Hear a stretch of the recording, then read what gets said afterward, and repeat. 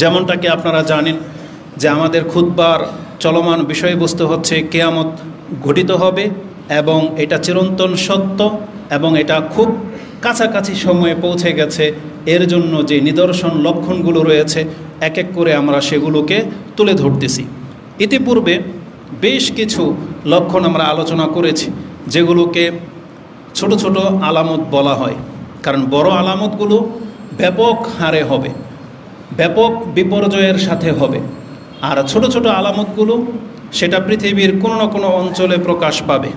ওগুলো অঞ্চলের সাথে, দেশের সাথে বা সময়ের সাথে বা ব্যক্তির সাথে রিলেটেড, ওটা পুরো পৃথিবীর সাথে হবে না। যেমন রাসূলুল্লাহ সাল্লাল্লাহু আলাইহি ওয়াসাল্লামের ইন্তেকাল, যেমন চাঁদ দ্বিখণ্ডিত হয়েছিল সেটা কেবল তৎকালীন তখনকার আকাশে যারা চাঁদ দেখতে পেয়েছিল তাদের জন্য। যেমন আরব দেশগুলো মরুভূমির জায়গায় এখন সবুজায়ন হয়ে যাচ্ছে। তারপরে ফোরাত নদীতে শুকিয়ে যাবে, স্বর্ণ বের হবে, তাহলে অঞ্চল ভিত্তিক। এইভাবে বেশ কিছু আলামত রয়েছে যেগুলো আমরা কোরআন হাদিস থেকে জানতে পারতেছি। গত পর্বে আমরা যেই বিষয়গুলো আলোচনা করেছিলাম তার একটা ছিল যে মানুষ পরিচিতি ছাড়া সালাম দেবে না, এটা আমরা গত পর্বে আলোচনা করেছি। এবং রাসূলুল্লাহ সাল্লাল্লাহু আলাইহি সাল্লাম বলেছেন যারা ছিলেন, যারা হবেন সমাজের সবচেয়ে নিম্নমানের, যারা সব সময় মানে অভাবগ্রস্তই ছিল, কিন্তু কিয়ামতের পূর্ব মুহূর্তে যত কাছাকাছি চলে আসবে এরাই উপরে চলে আসবে, মানে এরাই হয়ে যাবে ক্ষমতাসীন, বিত্তশালী, এবং এদের হাতেই ক্ষমতা চলে যাবে। আর তারা শুধু হত দরিদ্রই না, বরং একেবারে নিচু শ্রেণীর যাদেরকে আমরা তেমন মূল্যায়ন করি না, মানে অশিক্ষিত, বর্বরতা যাদের মধ্যে আছে, যাদের মধ্যে কোনো সভ্যতা নাই, তারাই ক্ষমতায় চলে আসবে। এগুলো রাসূলুল্লাহ সাল্লাল্লাহু আলাইহি ওয়াসাল্লামের করে যাওয়া ভবিষ্যৎবাণী, যেগুলো আমাদের চোখের সামনে বাস্তবায়ন হতে আপনি দেখতেছেন, কিন্তু বাস্তবতার সাথে রাসূলুল্লাহ সাল্লাল্লাহু আলাইহি ওয়াসাল্লামের হাদিসকে আপনি কম্পেয়ার করতেছেন না। আপনি ভাবতেছেন এগুলো হচ্ছে দুনিয়ার সিস্টেম, জোর যার মূল্য তার, কিন্তু আপনাকে বুঝতে হবে এই দিকে যাচ্ছে কেন পৃথিবী। কারণ রাসূলুল্লাহ সাল্লাল্লাহু আলাইহি ওয়াসাল্লামকে এই দৃশ্যগুলো আল্লাহ সুবহানাহু ওয়া তাআলা জীবদ্দশাতেই দেখিয়ে দিয়েছিলেন। একেবারে যেভাবে আমরা বাস্তব দেখতে পাচ্ছি, আল্লাহ রাসূলুল্লাহ সাল্লাল্লাহু আলাইহি সাল্লামকে সেটা রিভিউ বহু আগেই করে দেখিয়েছিলেন, যেটা দেখে দেখে রাসূলুল্লাহ সাল্লাল্লাহু আলাইহি সাল্লাম একেবারে চোখে দেখার মতো তিনি ওইভাবে বাস্তব এগুলো আমাদের কাছে তুলে ধরেছেন। কারণ যেভাবে রাসূলুল্লাহ সাল্লাল্লাহু আলাইহি সাল্লাম বলেছেন যে আমি আল্লাহর কসম করে বলতেছি আমি এখন আমার হাউসকে আমার চোখের সামনে দেখতে পাচ্ছি। তার মানে যেটা কিয়ামতের মাঠে ঘটবে, হাসরের মাঠে, ওটা রাসূলুল্লাহ সাল্লাল্লাহু আলাইহি সাল্লামের সামনে একবার স্পষ্ট তুলে ধরেছেন, এবং রাসূলুল্লাহ সাল্লাল্লাহু আলাইহি সাল্লাম সেখান থেকে কাকে পানি পান করাচ্ছেন সেটাও তিনি দেখতে পাচ্ছেন। তো এইভাবে এই দুনিয়াতে কি ঘটবে সেটাও তাকে বহু কিছু দেখানো হয়েছে, যেটা আমরা বর্তমানে দেখতে পাচ্ছি। কিন্তু একজন মুসলিম কি করবে, তার ধর্মের এই শিক্ষার সাথে বাস্তবতাকে যখন মিল পাবে তখন সাথে সাথে সে লা ইলাহা ইল্লাল্লাহ বলবে, সাথে সাথে সে তার ঈমান তাজা হবে। তার একটা পাপের জীবন থেকে থাকলে সেটা তৎক্ষণাৎ যে রাসূল যে সত্য আর আমি মরে যাব, বিচার শুরু হবে, এই ঈমানটা তার জেগে যাইতে হবে।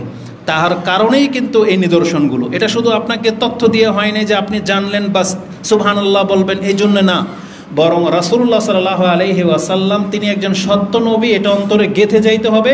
আর আপনাকে এটা ভাবতে হবে যে নবী যেহেতু সত্য, এটা আমি মেনে নিয়েছি, তাহলে আমি যে অবস্থায় আছি এই অবস্থায় মরে গেলে আমার বিচারটা কী হবে, রেজাল্ট কী হবে, এটা নিয়ে আপনাকে ভাবতে হবে। আপনার দায়িত্ব, সচেতনতা, বোধকে জাগাইতে হবে। এর জন্যই কিন্তু এই কিয়ামতের নিদর্শনগুলো, কারণ এর সাথে আপনার উপদেশ নেয়া না নেয়ার একটা ব্যাপার আছে। কারণ আল্লাহ কি বলেছেন, তুমি যদি এখন না শুধরাও তাহলে তখন শুধরালে কি হবে। আশরাতুহা যে বলা হয়েছে, ফাকাদে যা আশরাতুহা, এই যে ছোট ছোট বহু নিদর্শন তো চলেই আসছে।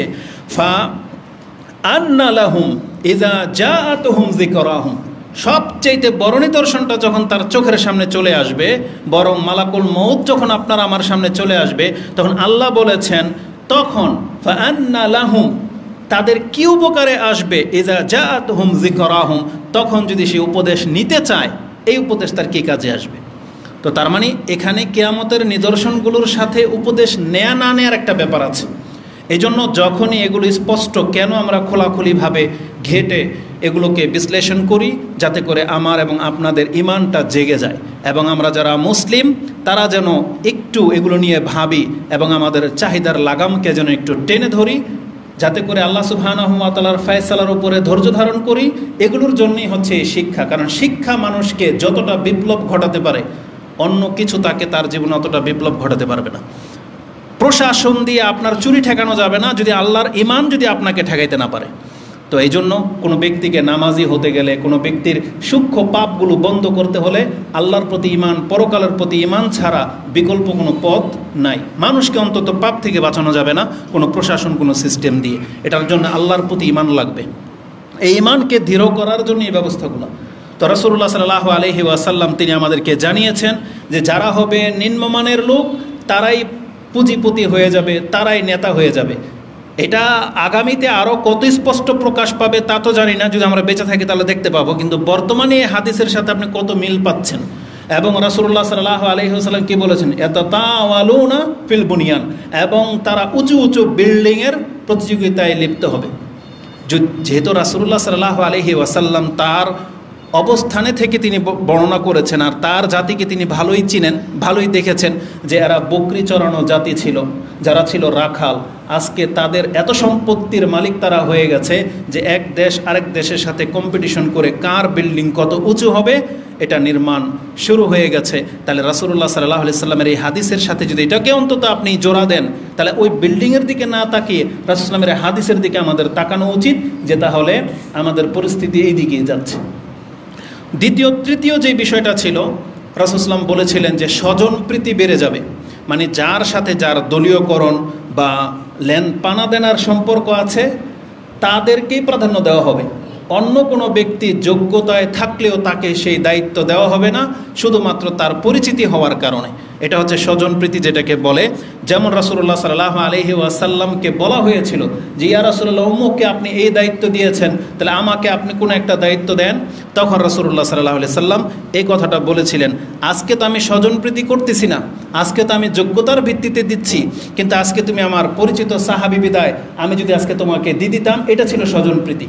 কিন্তু রাসূল কি বলেছেন, আমার পরে খুব শীঘ্রই তোমরা দেখতে পাবে স্বজনপ্রীতি শুরু হবে। যেটা তুমি এখন চাচ্ছ এটা খুব আমার পরে শুরু হবে। যে যাকে চিনে সেই ভিত্তিতে তাকে দায়িত্ব দিয়ে দেওয়া হবে, যোগ্যতার ভিত্তিতে দেওয়া হবে না। এবং সেই হাদিসে আমাদের জন্য একটা সতর্ক করা হয়েছিল। ওসাইদ ইবনে হুদায়ের তিনি বলছেন, আন্না রাজুলান মিনাল আনসার, আনসারদের মধ্য থেকে একজন সাহাবী বলেছিল, কালা ইয়া রাসূলুল্লাহ ইস্তামালতা ফুলানান, অমুক ব্যক্তিকে এই দায়িত্ব দিয়েছেন, ওয়ালাম তাস্তামিলনি, আপনি আমাকে কোনো দায়িত্ব দিলেন না বা দিবেন না। ফাকাল রাসূলুল্লাহ সাল্লাল্লাহু আলাইহি ওয়াসাল্লাম, ইন্নাকুম সাতারাউনা বাদি আসারাতান, খুব শীঘ্রই তোমরা স্বজনপ্রীতি দেখতে পাবে। এখানে এই আনসারি সাহাবীর সাথে স্বজনপ্রীতির কথাটা কেন আসলো? কারণ রাসূলুল্লাহ সাল্লাল্লাহু আলাইহি ওয়াসাল্লাম আনসারদেরকে নিজের দলের লোক বা নিজের লোক মনে করতেন। তিনি বলতেন, আমি আনসারদের মধ্যে একজন। যদি হিজরতের সম্মান না থাকতো তাহলে আমি নিজেকে আনসারি বলে দাবি করতাম। এটা রাসূলুল্লাহ সাল্লাল্লাহু আলাইহি ওয়াসাল্লাম তাদের মর্যাদায় বলেছিলেন, তার মানে আমার লোক। তখন আমাদেরকে যখন বলা হবে রাষ্ট্রপক্ষের কেউ যে আপনি নেতা হয়েছেন, অমুককে দায়িত্ব দিয়েছেন, আমাকে দিলেন না, তার পরিচিত কেউ যদি বলে, এটা হলো স্বজনপ্রীতি। এই কথাটাই রাসূলুল্লাহ বলেছেন, ইন্নাকুম সাতারাউনা বাদি, আমার পরে খুব শীঘ্রই তোমরা স্বজনপ্রীতি দেখতে পাবে, আসারাতান। তারপরে তিনি তার প্রকৃত উম্মতদেরকে একটা উপদেশ দিয়ে গেছেন। রাসূল সাল্লাল্লাহু আলাইহি সাল্লাম বলেছেন, আসারাতান ফাসবিরু, তোমাদের কাজ হচ্ছে ধৈর্য ধারণ করো। তোমার যোগ্যতা থাকা সত্ত্বেও যখন তোমাকে সেই সম্মানটা দেওয়া হবে না, ফাসবির, তুমি তোমার অধিকারের ক্ষেত্রে লড়াই করো না, তুমি থামো, সাবধানে থামানি, সতর্ক হও। বা ফাসবিরু, ধৈর্য ধারণ করো কতক্ষণ পর্যন্ত, হাত্তা তালকাউনি আলাল হাউদ, আমার সাথে হাউজে কাউসারে তোমার সাক্ষাৎ হবে, সেই পর্যন্ত তুমি ধৈর্য ধারণ করে থাকো। তার মানে এখানে রাসূলুল্লাহ সাল্লাল্লাহু আলাইহি ওয়াসাল্লাম কেবল ওই ব্যক্তিদেরকে পরামর্শ দিচ্ছেন যার মুখ্য উদ্দেশ্য হবে পরকাল, আমার হাতে পানি পান করা, তাহলে সে যেন দুনিয়ার কোনো লোভের কারণে লড়াই না করে। তাকে দেওয়া হয় নাই, সে থেমে যাবে, কিন্তু সে যেন এটা নিয়ে লড়াই না করে, বরং বলা হয়েছে ফাসবির, তোমরা ধৈর্য ধারণ করো। এই হাদিস ইমাম তিরমিজি রাহিমাহুল্লাহ কোট করেছেন 2189। আমরা যখন এই হাদিস বয়ান করি তখন এটা আবার এক শ্রেণীর গায়ে লাগে। রাজনীতি যারা করে, বিশেষ করে গণতান্ত্রিক টার্মের রাজনীতি যারা করে তাদের গায়ে লাগে এবং তারা আমাদেরকে মাদখালি বলে, তারা আমাদেরকে ওই যে নেতানিয়াহুর সন্তান বলে, সৌদি আরবের বাদশাদের সন্তান বলে, মানে আমাদেরকে ওই দিকে ঠেলে দেয়। মানে সরকারের বিরুদ্ধে বলতে পারাটা হচ্ছে জিহাদ, আর এটা হচ্ছে সাহসিকতা। আর যখন আপনি হাদিসের রেফারেন্স দিয়ে কথা বলবেন তখন তারা আমাদেরকে সরকারি দলের লোক বলে। আচ্ছা, এই দলের লোকদেরকে বলতে চাই, একে নাম ধরে বললে কোনো দ্বিধা হবে না, তারাও যখন ক্ষমতায় কোনো না কোনো দিন আসবে। কিন্তু আমাদের বিশ্বাস যে গণতান্ত্রিক সিস্টেমে কোনো দিন কোনো হুজুর ক্ষমতায় আসেও নাই, আসতেও পারবে না কিয়ামত পর্যন্ত, এটা আপনি জেনে নেন। কারণ হুজুর বা ইসলামিক দলকে খেলাফতে আসতে হলে রাসূলুল্লাহ সাল্লাল্লাহু আলাইহি সাল্লামকে দিয়ে আল্লাহ সেই পথ পন্থা শিক্ষা দিয়েছেন। সেটা কি? দাওয়াত দাও, কিছু লোক তৈরি হয়ে যাবে, তারপরে জিহাদ। এটা হচ্ছে মূলনীতি। কিন্তু ওই যে সমর্থন নিয়ে আপনি ক্ষমতায় আসবেন, পৃথিবীর সব যুগে খারাপ লোকের সংখ্যা বেশি ছিল, এটাই থাকবে। অতএব খারাপ লোক কোনো দিন আপনাকে ভোট দেবে না, বরং আপনি দেখতে পাবেন, আমরা তো ছোট অত বড় কথা বলি না, কিন্তু দুঃখজনক মানে হলেও সত্য, মুসলিম ঘরের সন্তান এই গণতান্ত্রিক সিস্টেমে জড়িয়ে সে এখন যেটা ছিল তার অন্তরে লুকায়িত, আল্লাহ যে বলেছেন এগুলো ফিতনা, আর আমি প্রমাণ করে দেব কে মুনাফেক আর কে সত্যবাদী, এটা তার জবান দিয়ে তার আমল দিয়ে প্রমাণ পেয়ে যাবে। অথচ বাংলার জমিনের বড় নেতারাও নাকি প্রকাশ্য বলতেছে সে নাকি ধর্মীয় যে বিধান, আল্লাহর যে আইন, এটা নাকি বিশ্বাসই করে না। বুঝেন? আল্লাহ যেন আমাকে এবং আপনাদেরকে এই ধরনের গুমরাহি থেকে আল্লাহ যেন হেফাজত করে। আল্লাহ যে বলেছে তুমি মুসলিম হয়ে ময়ূর, এটা কিন্তু খুব সেন্সিটিভ একটা বিষয়। রাসূলুল্লাহ সাল্লাল্লাহু আলাইহি ওয়াসাল্লাম মুসলিমদের মাঝেই এই জোরালো বক্তব্য দিয়েছেন, আলা তোমরা সাবধান হয়ে শোনো, লা ইয়াদখুলুল জান্নাহ ইল্লা নাফসুন মুসলিমাতুন, জান্নাতে মুসলিম ব্যক্তি ছাড়া কোনো ব্যক্তি ঢুকতে পারবে না। এখানে বলা হয় না এই সৎলোক, বলা হয়েছে মুসলিম ব্যক্তি। তার মানে একজন মুসলিম যদি অসৎ হয়, শাস্তি পাওয়ার পরও হইলেও জান্নাতে যাবে, কি যখন ওর পরিচয়টা হবে কি মুসলিম। কিন্তু এই ব্যক্তি যদি বলে আমি আল্লাহর বিধানের বিশ্বাসী না, আস্তাগফিরুল্লাহ ওয়া আতুবু ইলাইহি, অথচ এদের জানাজায় কিন্তু লাখো মানুষ হবে না। আল্লাহ হেফাজত করুক আমাদেরকে। তো এটা খুব সেন্সিটিভ বিষয়।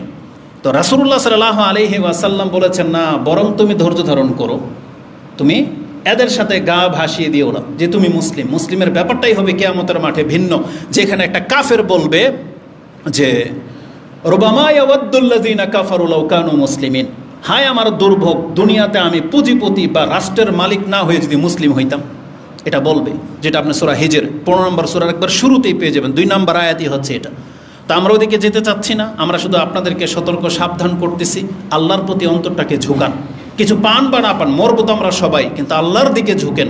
এটা আর সময়ই এখন, নাহলে আমাদের আর কোনো কিছু নাই এই পাওয়ার মতো পৃথিবী থেকে। এই ঈমানটাকে ধরে নিয়ে মরতে পারলেই কামিয়াব। তো রাসূলুল্লাহ সাল্লাল্লাহু আলাইহি সাল্লাম বলেছেন এই স্বজনপ্রীতি শুরু হবে, এগুলো শুরু হয়েই গেছে বহু আগে থেকে।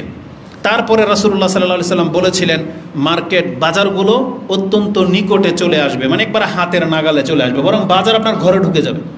এমন এটা রাসূল বলে গেছে। চিন্তা করতে পারেন, যেই সময় এটা বলেছেন, যেই সময় একটা পর্যায়ে ছিল 10-20 বছর আগেও আমাদেরকে বাজার করতে গেলে সপ্তাহে একদিন হাটে যেতে হতো।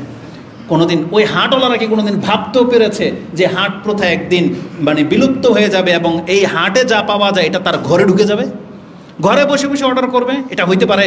এটা মানুষ কোনোদিন ভাবতেও পারে নাই। কিন্তু রাসূলুল্লাহ সাল্লাল্লাহু আলাইহি সাল্লাম তিনি কিভাবে বলেছেন এই কথা, ওয়াতাকারাবুল আসওয়াক, মার্কেটগুলো বাজারগুলো একবারে নিকটে চলে আসবে।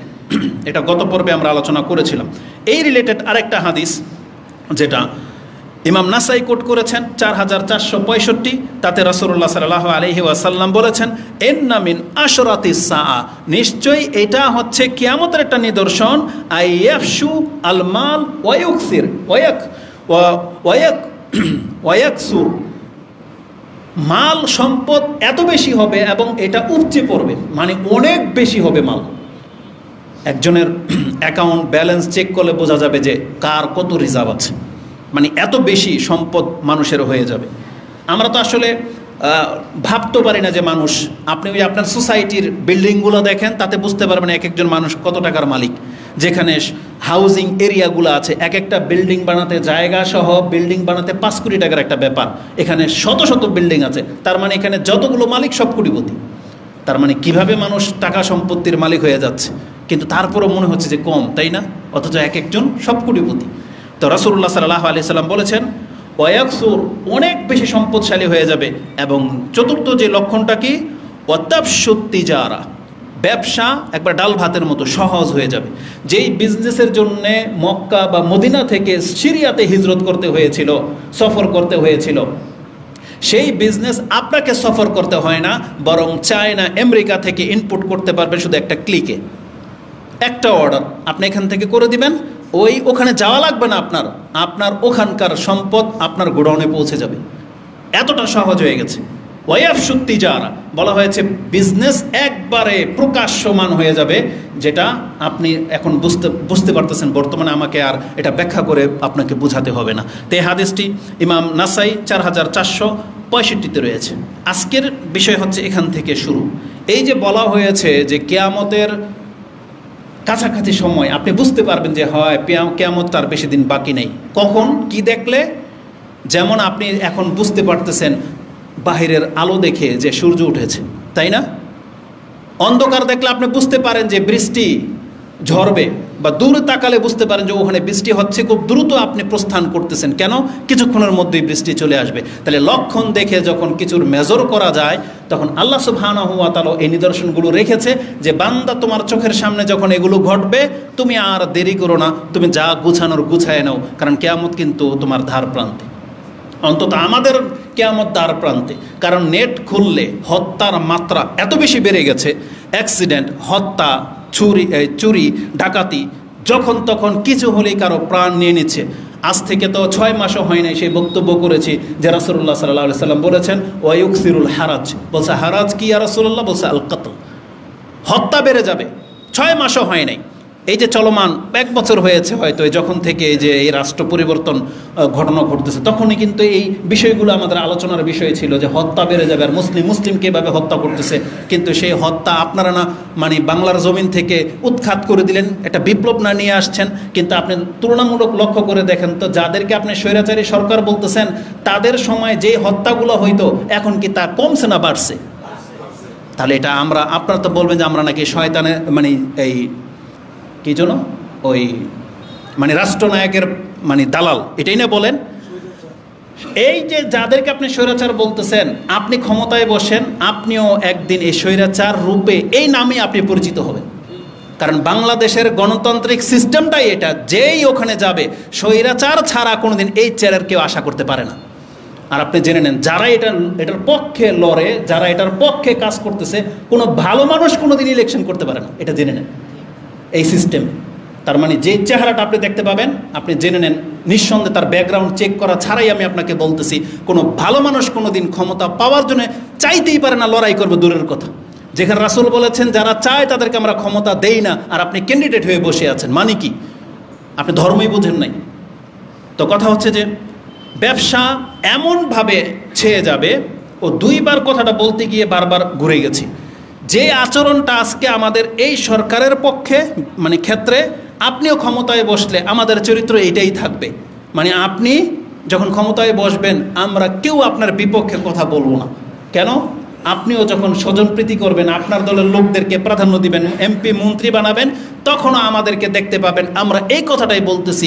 আপনাদেরকে বলবো ধৈর্য ধারণ করেন, তাদের বিপক্ষে কথা বললেন না, বা তাদের বিপক্ষে অস্ত্র ধরেন না। কেন? এটা হচ্ছে মূলনীতি। কারণ একদিন ক্ষমতায় আপনারা হয়তো যাবেন, তখন আমাদেরকে এই নীতিতেই পাবেন। তখন আপনি বুঝতে পারবেন যে এই নীতিটা কত চমৎকার নীতি। মানে যেই ব্যক্তি ক্ষমতার, তাকে টেনে নামানোর যে নীতি, এটা যে নোংরা নীতি, এটা আপনার মধ্যে জ্ঞান ঢুকলে আপনি বুঝতে পারবেন যেটা কতটা মন্দ নীতি।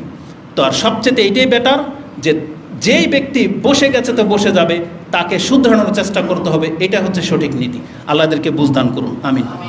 তো রাসূলুল্লাহ সাল্লাল্লাহু আলাইহি সাল্লাম বলেছেন ব্যবসা আম হয়ে যাবে, এটা ভালো কিছু। কিন্তু এর সাথে কিয়ামতের লক্ষণ কি? রাসূলুল্লাহ সাল্লাল্লাহু আলাইহি ওয়াসাল্লাম বলেছেন যে ব্যবসাটা এত আম হয়ে যাবে। এটার আরেকটা হাদিস রয়েছে, রাসূলুল্লাহ সাল্লাল্লাহু আলাইহি সাল্লাম বলেছেন ওয়াতাফশুত তিজারা, এটা মানে ব্যবসাটা একবারে সহজলভ্য হয়ে যাবে। যার ফলে কি হবে? হাত্তা তুইনুল মারআতু যাওজাহা আলা তিজারা, ব্যবসা এতটা আম হয়ে যাবে, সাধারণ হয়ে যাবে যে ঘরের স্ত্রীরাও তার স্বামীদের সাথে ব্যবসায় নেমে যাবে।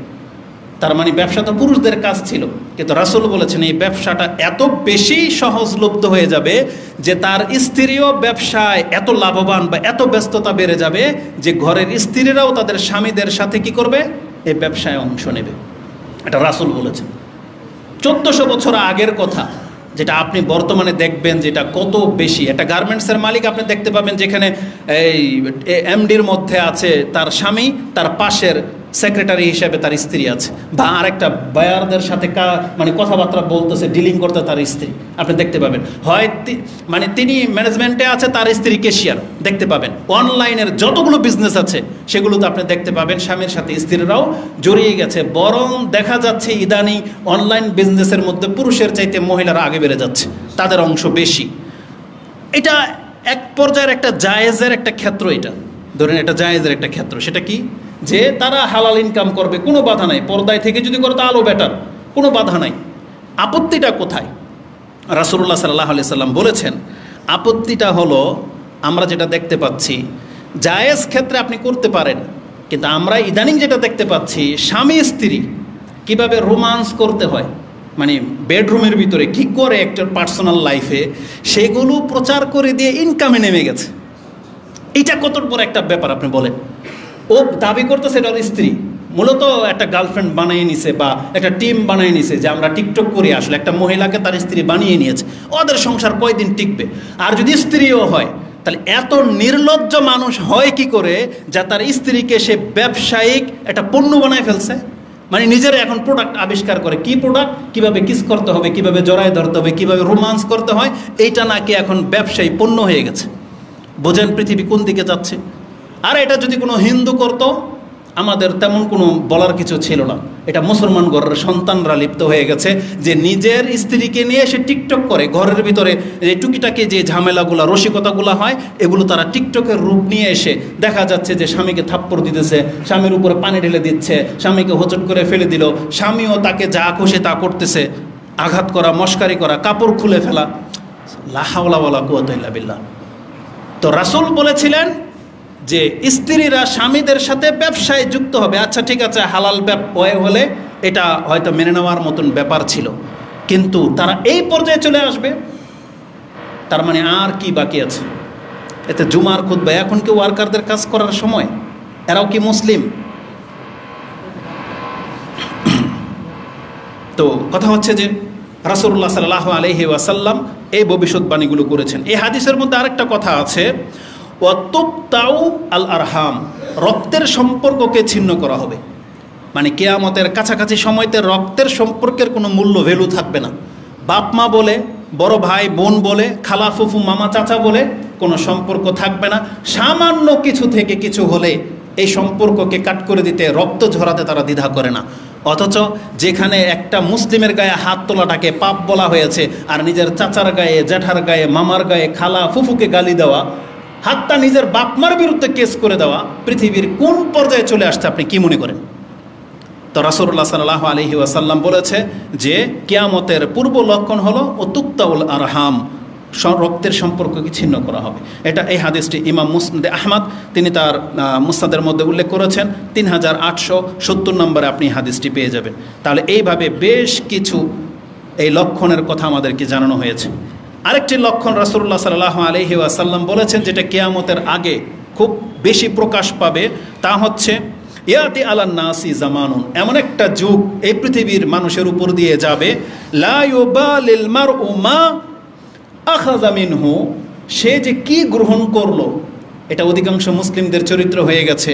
সে যে কি গ্রহণ করতেছে, কোত্থেকে যে ইনকাম করতেছে, আখাযা মিনহু আমিন হালালিন আমিন হারাম, সে কি এটা হালাল থেকে নিল না হারাম থেকে নিল, এটা কোনো পরোয়া করবে না। লা ইউবালিল মারউ, বলা হয়েছে লা ইউবালিল মারউ মা আখাযা মিনহু আমিন হালালিন আমিন হারাম, সে কি এটা হালাল নিল না হারাম গ্রহণ করলো, এটা সে পরোয়াই করবে না। শুধু সে নিল, এটা সে দেখতে পাবে যে আমি পেলাম, কিন্তু কিভাবে পেল এটাকে সে ভ্রুক্ষেপই করবে না। তাহলে এটা হচ্ছে কিয়ামতের আলামতের একটা বড় ব্যাপার, যে স্পষ্ট প্রকাশ পাচ্ছে যে মুসলিমরা এখন অধিকাংশরা এই হারামভাবে ইনকামে নেমে গেছে। এটা ওইটার সাথে রিলেটেড। ওই যে প্রথমটা, যে উঁচু উঁচু বিল্ডিংয়ের আপনার কি করবে, প্রতিযোগিতা করবে, নিম্ন শ্রেণীর মানুষরাই পয়সাওয়ালা হয়ে যাবে। তাহলে যেই ব্যক্তির যোগ্যতা নাই, শিক্ষাগত যোগ্যতা নাই, ভালো কোনো কর্ম করে না, এমন একজন ব্যক্তি রাতারাতি কীভাবে কোটিপতি হয়ে গেল, এটা হালাল ওয়েতে হবে কোনোদিন সম্ভব? তার মানে কি, এই যে এই রাজনৈতিক টার্মগুলোই দেখেন, ক্ষমতায় যে দল থাকে সেই দলের নেতারা রাতারাতি কোটিপতি হয়ে যায়। ব্যাপারটা এই যে রক্ত ঝরে কেন, এক দল কেন ক্ষমতায় আসতে চাচ্ছে, আরেক দল নয় আমি যাব কেন? কারণ এই ফিল্ড মানে অনেক বড় ব্যাপার। যেমন মুসা আলাইহিস সালাম যেটা করে নাই, ফেরাউনের যে রাজত্ব ছিল, মুসা কিন্তু পাল্টা নদী সমুদ্র পার হয়ে কিন্তু আবার ফেরাউনের রাজ্য দখল করতে যায় নাই। কিন্তু আমাদের চরিত্র হচ্ছে এটা, যে ফেরাউন তো চলে গেছে, ফেরাউনের সেই কোঠাগুলো তো খালি, এখন এই কোঠাগুলোর মধ্যে গিয়ে আমরা বসবো, এই জন্য না লড়াই চলতেছে। তাহলে আজীব ব্যাপার, কারণ কি এই জায়গাটাতে যেতে পারলেই কোটিপতি। সমন্বয়কের দাবি করে যেই ব্যক্তির বাবা নাকি রিক্সা চালাতো, সেও নাকি এখন কয়েক কোটি টাকার মালিক। আর এগুলো তো আপনারা রিপোর্ট করেন, আমরা তো তদন্ত করতে যাইনি। তার মানে এগুলো আমাদের চোখের সামনে এগুলো। তো রাসূলুল্লাহ সাল্লাল্লাহু আলাইহি ওয়াসাল্লাম বলেছেন, সে কি হালাল নেবে না হারাম নেবে এটা মুসলিম দেখবে না, সে শুধু কোটিপতি হবে, এটাই হচ্ছে তার স্বপ্ন। তো এইভাবে যেমন তার ইনকামের ক্ষেত্রে হবে, হালাল হারামের সে ব্যবধান করবে না, এবং প্রসাধনীর ক্ষেত্রেও হবে, যে কসমেটিক্সগুলো মহিলারা ব্যবহার করে বা যে পোশাক, আমরা সেখানে হালাল হারাম দেখি না। এবং খাদ্য গ্রহণ করার ক্ষেত্রেও কি খাচ্ছি, হালাল খাচ্ছি না হারাম খাচ্ছি, সেটা দেখা দেখি নাই। যেমন আজকে অধিকাংশ মানুষ যারা সিগারেট খোর, জর্দা খোর আছেন, আপনি কোনোদিন এটা ভাবেনও নাই যে আমি সব সময় হারাম খাই, আপনি এটা ভাবেনও না কোনোদিন। আপনি মনে করেন এটা একটা মানে হয় জায়েজ, এরকমই মন্দ জিনিস, কিন্তু এটা হারাম খাচ্ছেন আপনি, বিবেক আপনাকে নাড়া দেয় না কখনো যে আমি এটা হারাম খাচ্ছি। সুদখোর কোনোদিন এটা হারাম হিসাবে খায় না, সেটাকে হালালের মতো করে খাচ্ছে। তো রাসূলুল্লাহ সাল্লাল্লাহু আলাইহি ওয়াসাল্লাম তিনি কি বলেছেন, সামিআতু নবী সাল্লাল্লাহু আলাইহি ওয়াসাল্লাম ইয়াকুল লা ইয়াকুনান্না মিন উম্মতি আকওয়ামান, অবশ্যই আমার জাতির মধ্যে, আমার উম্মতের মধ্যে এমন জাতিদের আবির্ভাব ঘটবে, ইস্তাহিল্লুনাল হিররা ওয়াল হারির, যারা জেনাকে, পরক্রিয়া করা জেনাটাকে এবং রেশমটাকে তারা হালাল করে নেবে। মানে আমার উম্মতের মধ্যে এমন জাতি তৈরি হবে, রাসূল বলেছেন, যে যেটা জেনাকে, রেশমকে, ওয়াল খামরু নেশাকে, মদকে, ওয়াল মাজিফ এবং বাদ্যযন্ত্রকে তারা এটাকে হালাল হিসেবে নেবে। তার মানে একবার এটা যে হারাম, এটার কোনো দ্বিধাই তার থাকবে না। আজকে এমন কোন ঘর বাকি আছে যে ঘরে মিউজিক বাজে না? এমন কোন ঘর বাকি আছে, এমন কোন বিয়ে শাদী আছে যেটা মিউজিক ছাড়া হয়? এমন কোন বার্থডে, একটা বার্থডে পালন করাটাই না যায়, উপরন্ত আবার আপনি এর মধ্যে মিউজিক, হিন্দুয়ানা, ওই খ্রিস্টানের সর্ব রীতিনীতি চালু করেছে। এমন কোনো বিয়ে শাদী হয় না মিউজিক ছাড়া। আর আজকালকার পোলাপান, মুসলিম ঘরের পোলাপান এমন রীতিনীতি বিয়ে শাদীতে চালু করেছে, যেটা হিন্দু খ্রিস্টানের ধর্ম আপনি পাবেন না আপনি, যে কত নোংরামিতে তারা লিপ্ত হয়েছে। তো রাসূলুল্লাহ সাল্লাল্লাহু আলাইহি ওয়াসাল্লাম বলেছেন যে আমার উম্মতের মধ্যে একটা জাতি তৈরি হবে, যারা নেশাকে, জেনাকে, বাদ্যযন্ত্রকে এবং রেশমকে তারা একটা হালালের মতো করে ব্যবহার করবে। এটা ইমাম বুখারী রাহিমাহুল্লাহ কোট করেছেন, যেটা 5590। এর শাস্তিটাও তার পরের হাদিসে বা কাছাকাছি হাদিসে আছে। জানেন এদেরকে কি করা হবে? এদেরকে রাসূলুল্লাহ সাল্লাল্লাহু আলাইহি সাল্লাম বলেছেন যে রাত্রে তারা ঘুমাবে, দূর থেকে সফর করে আসবে, রাত্রে তারা ঘুমাবে, তাদের কাছে এই ভিক্ষুকরা আসবে সন্ধ্যাবেলা কিছু চাইতে, তারা বলবে যে আজকে না, যা কালকে আইসো। কিন্তু রাতে আল্লাহ সুবহানাহু ওয়া তাআলা তাদের উপরে পাহাড় ধসিয়ে দেবেন, তারা রাতেই নাস্তানাবুদ হয়ে যাবে, দিনের বেলায় তাদের কেউ আর বাকি থাকবে না, এবং তাদের কতককে আল্লাহ সুবহানাহু ওয়া তাআলা বানর এবং শূকরে পরিণত করে দেবেন। এটা ঘটবে, এই পৃথিবীতেই ঘটবে। যেটা আজকে আমরা দেখতে পাচ্ছি বিভিন্ন জায়গায়, চায়নায় বা ইন্ডিয়ায়, যেভাবে এই যে পাহাড় ধসে পাহাড়ের পানি এসে পুরো গ্রাম ভাসিয়ে নিয়ে চলে যাচ্ছে, এটার প্রবণতা বাড়বে দিন। কিন্তু এটা কোন দিকের ঘটনা রাসূল সাল্লাল্লাহু আলাইহি ওয়াসাল্লাম ইঙ্গিত করেছেন সেটা আমাদের কাছে এখনো প্রকাশ পায় নাই, কিন্তু হবে, কোথাও না কোথাও ঘটতেছে। তাহলে আমাদেরকে জানতে হবে যে এগুলো হচ্ছে কিয়ামতের লক্ষণ, এবং রাসূলুল্লাহ সাল্লাল্লাহু আলাইহি ওয়াসাল্লাম সত্য দিন নিয়ে এসেছে। আমাদের ইসলাম ধর্ম সত্য, যদি আপনি মুসলিম হয়ে থাকেন তাহলে আপনাকে এখন শুধরানোর চেষ্টা করতে হবে। তো রাসূলুল্লাহ সাল্লাল্লাহু আলাইহি ওয়াসাল্লাম বলেছেন যে আমার উম্মতের লোকের এগুলোকে হালাল করে নেবে। এবং আরেকটা বর্ণনায় রয়েছে, লা ইয়াশরাবান্নান নাসু মিন উম্মাতিল খামর ইউসাম্মুনা বিগাইরি ইসমিহা। রাসূল বলেছেন আমার উম্মতের একটা লোক মদ পান করবে বা নেশা করবে, কিন্তু তারা সেটাকে মদ নাম দেবে না, সেটা তারা ভিন্ন নামে প্রচার প্রসার করবে। যেমন একটা ভালো একটা নাম দেবে, একটা ইউনিক নাম দেবে, যেটাতে মদ এটা প্রকাশ পাচ্ছে না। তো এরকমের বহু প্রোডাক্ট বাজারে আছে যেগুলোকে মানুষ হালাল হিসেবে, বিনোদন হিসেবে খায়। এই হাদিসটা ইমাম আবু দাউদ কোট করেছেন, 6388 আপনি পেয়ে যাবেন। এবং রাসূলুল্লাহ সাল্লাল্লাহু আলাইহি ওয়াসাল্লাম বলেছেন, হারাম কাজের মধ্যে একটা কাজ এটাও, যেটা কিয়ামতের একটা লক্ষণ বলা হয়েছে, সেটার প্রবণতাও বাড়বে। সেটা কি? যারা এই যে হিজাব লাগায়, কলপ লাগায়, যেটা চুলে এবং দাড়িতে মহিলারা এবং মাথায় লাগায়, রাসূল বলেছেন সেটা কেমন? আমরা যেটাকে জালালি কবুতর বলি, মূলত জালালি বলে কোনো কবুতর নাই। মক্কা মদিনাতে আপনি অহরহ দেখতে পাবেন। সেই কবুতরের কালার কি? সবুজ বা গ্রে, কিন্তু তার এই যে যেখানে খাদ্যটা থাকে থোতার নিচে, এটা একবারে কুচকুচে কালো, এমন নীল বর্ণ এবং চিকচিক করে দেখবেন, একটা আফসন কালারের একটা মানে গ্লেজ মারে। তাহলে আমার উম্মতের মধ্যে খেজাব লাগাবে এমন কালোর কালো, যেরকম ঠিক ওই কবুতরের থুতনার মতো এরকম চিকচিক করবে। রাসূল সাল্লাল্লাহু আলাইহি ওয়াসাল্লাম বলেছে এটা কিয়ামতের একটা লক্ষণ। এই হাদিসটি ইমাম আবু দাউদ পেশ করেছেন। ইয়াকুনু কাওমুন ইয়াখদিবুনা ফি আখিরিজ জামান, বলা হয়েছে শেষ জামানার লোকেরা এরকমের কলব ব্যবহার করবে, বি আসওয়াদ, মানে এমন কালোর কালো দিয়ে, কা হাওয়াসিল হামাম, ওই কবুতরের ওই কালো জায়গাটার মতো এরকম করে চকচক করবে। লা ইয়ারিহুনা রাহিয়াতিল জান্নাহ, এরা জান্নাতে ঢুকবে দূরের কথা, জান্নাতের ঘ্রাণ পর্যন্ত পাবে না। তার মানে কতটা শাস্তির সাথে হাদিসটাকে ব্যক্ত করা হয়েছে। আর বলা হয়েছে আখিরিজ জামান, এটা শেষ যুগের লোকদের আচরণ হবে। তো এই হাদিসটা কোথায় আছে? আবু দাউদে আছে 4212। তো রাসূল বলেছেন মুসলিমদের অবস্থা হয়ে যাবে, তারা হারামের সাথে এমনভাবে মিশে যাবে সেগুলোকে তারা হারাম বলে মনে হবে না। এগুলো ছিল কিয়ামতের লক্ষণ। আর রিসেন্টলি যেটা ঘটে যাচ্ছে, যে হাদিসটাকে কেন্দ্র করে আজকের খুতবা, সেটা হচ্ছে রাসূলুল্লাহ সাল্লাল্লাহু আলাইহি সাল্লাম বলেছেন কিয়ামতের কাছাকাছি সময় পৃথিবীতে প্রচুর বৃষ্টিপাত হবে। আপনি কি জানেন? বৃষ্টিপাত হওয়া আল্লাহর রহমত, এটা আল্লাহ সুবহানাহু ওয়া তাআলার অনুগ্রহ। কারণ বৃষ্টির মাধ্যমে আমরা রিজিক প্রাপ্ত হই। যদি বৃষ্টি বন্ধ হয়ে যায়, রিজিক বন্ধ হয়ে যাবে। কিন্তু এই বৃষ্টি আবার আযাব হয়ে পতিত হবে, এটা কিয়ামতের একটা লক্ষণ। রাসূলুল্লাহ সাল্লাল্লাহু আলাইহি ওয়াসাল্লাম তিনি বলেছেন, আনাবি হুরায়রাতা আন্না রাসূলুল্লাহি সাল্লাল্লাহু আলাইহি ওয়াসাল্লাম ক্বালা লাইসাতিস সানাতু বিআল্লাহ তুমতার, বৃষ্টি না হওয়ার কারণেই শুধু দুর্ভিক্ষ হয় না, বরং দুর্ভিক্ষটা বৃষ্টি না হলে যেমন হয়, এটা শুধু বৃষ্টি না হওয়ার কারণেই দুর্ভিক্ষ হবে না। দুর্ভিক্ষ মানে কি? ফসল হয় না, কারণ বৃষ্টি নাই, ফসল হবে না, তখন খাদ্যের সংকট দেখা দেবে, তখনই দুর্ভিক্ষ। এটা শুধু বৃষ্টি না হওয়ার কারণে হবে না, বরং রাসূল বলেছেন ওয়ালাকিন্নাস সানাতু, তবে একটা সময় আসবে দুর্ভিক্ষ লাগবে, তুমতারু ওয়া তুমতারু, এত পরিমাণ তোমাদের উপরে বৃষ্টি বর্ষণ করা হবে, ওয়ালা তুনবিতুল আরদু শাইআন, যে জমি কোনো ফসল উদ্গতন করবে এর কোনো ক্ষমতাই জমির থাকবে না। তার মানে জমিন তার উর্বরতা হারাবে, জমিনে সবসময় পানি ডুবে থাকবে, জমিনে কোনো ফসল হবে না, ধান, কোনো সবজি, কোনো কিছুই হবে না। আর যদি এটা এক বছর যদি কোনো দেশের, রাষ্ট্রের জমি যদি পানির নিচে ডুবে থাকে, তার পরের বছর দেখেন আপনার অবস্থাটা কী হয়।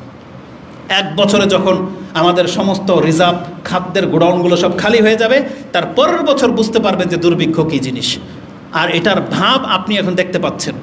আপনার যারা নেট খোলেন দেখতে পাচ্ছেন চায়নাতে কি পরিমাণ বৃষ্টি হয়েছে, ইন্ডিয়াতে হচ্ছে, পাকিস্তানের একটা অঞ্চলে হচ্ছে, ইউরোপগুলোর দেশগুলোর মধ্যে হচ্ছে। আপনি কি মনে করেন এই বাংলাদেশের প্রভাব পড়বে না?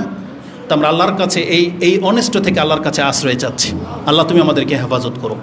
যেহেতু রাসূলুল্লাহ সাল্লাল্লাহু আলাইহি সাল্লামের ওয়াদা সত্য, আর আল্লাহ সুবহানাহু ওয়া তাআলার মাধ্যমে তিনি এটা বলেছেন, যেহেতু আল্লাহ সুবহানাহু ওয়া তাআলা তিনি এটাকে জানিয়েছেন, অতএব এটা মিথ্যা হইতে পারে না, অতএব আমাদেরকে ভয় করা উচিত। কারণ রাসূলুল্লাহ সাল্লাল্লাহু আলাইহি সাল্লাম বলেছেন আনতুম তারু ওয়া তুমতারু ওয়ালা তুনবিতুল আরদু শাইআন, এমন কি এই জমির মধ্যে এত পরিমাণ পানি বৃষ্টি রিজার্ভ করে দেবে যে সেখানে জমিন আর কোনো ফসল উদ্গত হবে না, যার ফলে দুর্ভিক্ষ দেখা দেবে। এটা ইমাম মুসলিম কোট করেছেন কিতাবুল ফিতনার অধ্যায় 7183 নম্বরে এই হাদিসটি রয়েছে। এবং মুসনাদে আহমদে বর্ণনা করা হয়েছে, এটা হচ্ছে কিয়ামতের একটা লক্ষণ। রাসূল বলেছেন লা তাকুমু সাআতু হাত্তা ইউমতারুন নাসু মাতারান আম্মাতান, এমন একটা বছর এমন পরিমাণ বৃষ্টিপাত হবে, ওই বৃষ্টিপাত না হওয়া পর্যন্ত কিয়ামত হবে না। তাতে কি হবে? ওয়ালা তানবুতাল আরদু শাইআন, যার ফলে জমি কোনো ফসল আমাদেরকে দিতে পারবে না। আর যখনই জমির ফসল বন্ধ হয়ে যাবে তখনই পৃথিবীতে দুর্ভিক্ষ দেখা দেবে। এটা ছিল আজকের খুতবার সর্বশেষ পয়েন্ট, যে অধিক বৃষ্টিপাত এটাও একটা আল্লাহর আযাব।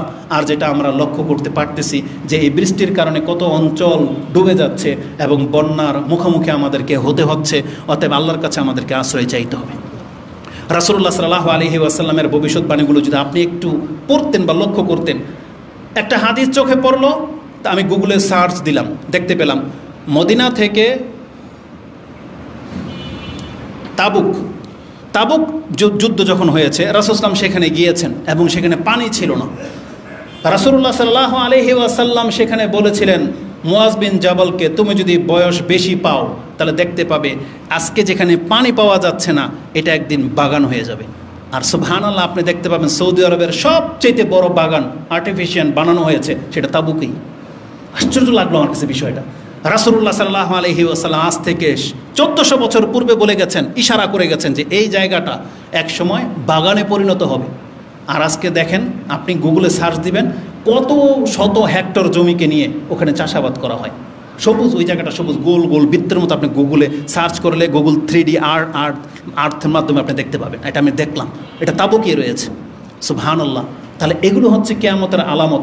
এগুলো জানার পরেও এখনও কি রাসূলুল্লাহ সাল্লাল্লাহু আলাইহি ওয়াসাল্লাম বলেছেন বা আল্লাহ বলেছেন হাল ইয়ানজুরুন, তারপরও তারা অপেক্ষায় থাকবে তওবা করা থেকে, তারপরও তারা সালাত আদায় করা থেকে বিলম্ব করবে, পর্দা করা থেকে নিজেকে মুখ ফিরাবে এবং ডাইরেক্ট বলবে আমি আল্লাহর বিধান মানি না। এরপরেও আল্লাহ সুবহানাহু ওয়া তাআলা আমাদেরকে বোঝার তৌফিক দান করুন। আকুলু লিকাউলি হাযা আস্তাগফিরুল্লাহ লি ওয়া লাকুম ওয়া লিসাইরিল মুসলিমিন ফাস্তাগফিরু ইন্নাহু হুয়াল গফুরুর রাহিম।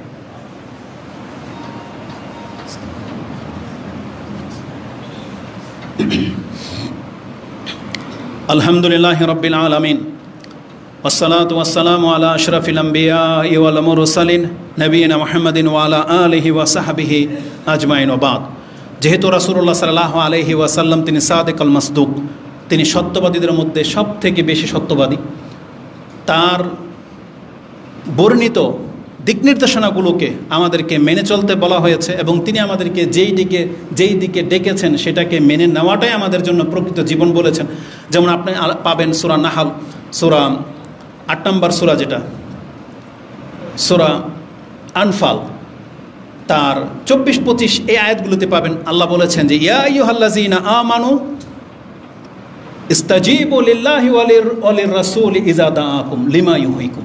আল্লাহ এবং তার রাসূল যখন তোমাকে ডাকবে, যেই দিকে ডাকবে সেই পথটা গ্রহণ করে নাও, এটাই হচ্ছে তোমার প্রকৃত জীবন। অতএব আমাদের মুসলিম ভাইদেরকে আমরা বলবো, কোরআন সুন্নাহ আপনাকে যেই দিকে ডাকে, যা করতে বলে আপনি সেই দিকে আসেন, আপনি ধোঁকায় পড়ে যেন না। এবং আমরা দোয়া করবো আল্লাহ তুমি আমাদেরকে এবং আমাদের দেশের হুজুরদেরকে আল্লাহ তুমি হিদায়াত দান করো, এবং যেটা কোরআন সুন্নাহর যে ডিমান্ড, যেই দিকে রাসূলুল্লাহ সাল্লাল্লাহু আলাইহি ওয়াসাল্লাম আমাদেরকে ডেকেছেন, এই হিতাহিত জ্ঞান যেন আমাদের মধ্যে চলে আসে। আল্লাহ তুমি আমাদেরকে তৌফিক দান করো, এবং আমাদের মধ্যে যারা অসুস্থ রয়েছে আল্লাহ তাদেরকে তুমি সুস্থতা দান করো। আল্লাহুম্মা ইন্না নাসআলুকাল আফওয়া ওয়াল আফিয়াতা ফিদ দুনিয়া ওয়াল আখিরাহ। আল্লাহ আমরা তোমার কাছে এবং দুনিয়া এবং পরকালের নিরাপত্তা কামনা করতেছি। আল্লাহুম্মা আশফি মারদানা ওয়া মারদাল মুসলিমিন। আল্লাহ তুমি আমাদের মধ্যে যারা অসুস্থ এবং মুসলিমদের, পুরো বিশ্বের মুসলিমদের মধ্যে যারা অসুস্থ, আল্লাহ তাদেরকে তুমি শিফা দান করো। আমাদের কাছে খবর পৌঁছেছে যে বেশ কিছু পরিবারের মধ্যে প্রায় লোকই অসুস্থ এবং এই মসজিদের কমিটির মধ্যে কয়েকজনই অসুস্থ। আল্লাহ সুবহানাহু ওয়া তাআলা আমাদেরকে যেন সুস্থতা দান করেন, এবং যাদের অনেক বড় ধরনের দুরারোগ্য আছে তা থেকে যেন আল্লাহ আমাদেরকে হেফাজত করেন। আল্লাহুম্মা ইন্না নাউযু বিকা মিন জাহাদিল বালা ওয়া দারাকি শাকা ওয়া সুইল কাদা ওয়া শামাতাতিল আদা। আল্লাহ আমরা তোমার কাছে মারাত্মক ব্যাধি থেকে তোমার কাছে আশ্রয় চাচ্ছি। আল্লাহ তুমি আমাদেরকে হেফাজত করো, এবং যে ওয়াদা রাসূল করেছেন আল্লাহ আমাদের বাংলাদেশের মুসলিমকে আল্লাহ এই ধরনের বিপর্যয় ফিতনা থেকে আল্লাহ তুমি হেফাজত করো, এবং কিয়ামত পর্যন্ত আমাদের উপরে তুমি নিরাপত্তাটাকে বিধিবদ্ধ করে দাও, এবং আমাদের দ্বারা এই বাংলার জমিনে ইসলাম কায়েম করার মতো এমন কিছু সন্তান আল্লাহ তুমি তৈরি করে দাও যারা এই দিনকে প্রতিষ্ঠিত করবে, এবং নিন্দুকের নিন্দা থেকে, হিংসুকের হিংসা থেকে আল্লাহ তুমি আমাদেরকে হেফাজত করো, আমাদের এই মানহাজকে হেফাজত করো, এবং যেটা সঠিক পথ আল্লাহ আমাদেরকে মরার আগে হলেও সেই পথে চলার তৌফিক দান করো। আমিন ইয়া রাব্বাল আলামিন। সুবহানাকাল্লাহুম্মা রাব্বানা বিহামদিকা আশহাদু আল্লা ইলাহা ইল্লা আনতা আস্তাগফিরুকা ওয়া আতুবু ইলাইক।